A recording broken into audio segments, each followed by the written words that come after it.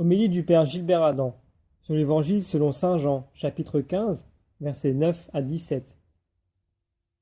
Comme le Père m'a aimé, moi aussi je vous ai aimé. Demeurez dans mon amour. Si vous gardez mes commandements, vous demeurerez dans mon amour. Comme moi, j'ai gardé les commandements de mon Père et je demeure dans son amour. Je vous ai dit cela pour que ma joie soit en vous et que votre joie soit parfaite.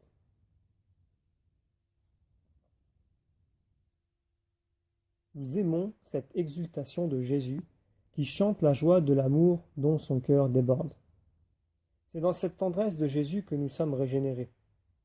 Saint François de Sales met en œuvre cette parole quand il nous propose une désappropriation de nous-mêmes afin de nous abandonner en toute confiance à la providence de Dieu pour l'aimer.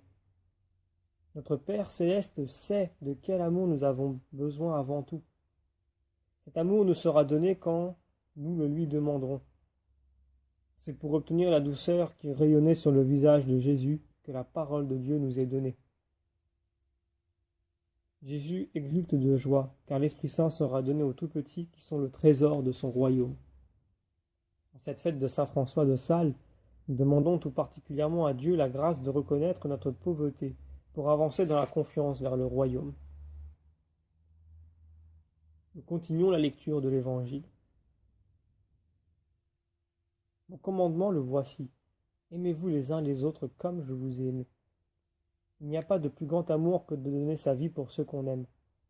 Vous êtes mes amis si vous faites ce que je vous commande. Je ne vous appelle plus serviteur, car le serviteur ne sait pas ce que fait son maître. Je vous appelle mes amis, car tout ce que j'ai entendu de mon Père, je vous l'ai fait connaître.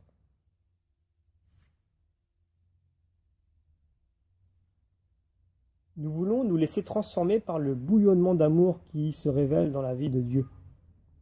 Saint François de Sales nous conseille de contempler Jésus dans la douceur et dans l'humilité de son cœur qui surabonde de charité. Jésus, dans sa passion et par sa croix, a reçu toute la violence du monde et ne l'a pas rendue. Il l'a transformée en amour pour nous apprendre à demander la grâce de la douceur et de l'humilité. Nous pouvons alors livrer notre vie au mystère de l'amour infini de Dieu qui se révèle à la croix. C'est le mystère du plus grand amour. Je vous appelle mes amis, car tout ce que j'ai entendu de mon Père, je vous l'ai fait connaître. Nous terminons la lecture de l'Évangile. Ce n'est pas vous qui m'avez choisi, c'est moi qui vous ai choisi et établi, afin que vous alliez, que vous portiez du fruit et que votre fruit demeure. Alors, tout ce que vous demanderez au Père en mon nom, il vous le donnera. Voici ce que je vous commande, c'est de vous aimer les uns les autres.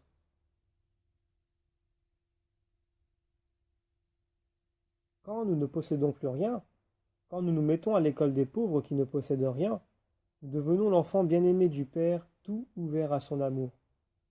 C'est ainsi que nous entrons dans le mystère de la filiation révélé par le cœur ouvert de Jésus sur la croix. Notre vocation d'enfant bien-aimé du Père est le bon plaisir de Jésus qui exulte de joie, parce que personne ne pourra jamais enlever ce lien d'amour qui nous fait l'enfant bien-aimé du Père. C'est ensemble, dans ce lien d'amour, que nous bâtissons l'Église de Dieu, chacun selon ses dons, dans une vie humble et pauvre. Nous rejoignons la réalité du quotidien de notre vie avec cette pauvreté qui nous révèle le don de l'amour infini de Dieu. Nous demandons à Jésus la grâce d'accueillir en nous la vie du Christ Jésus pour rentrer dans le mystère de la filiation.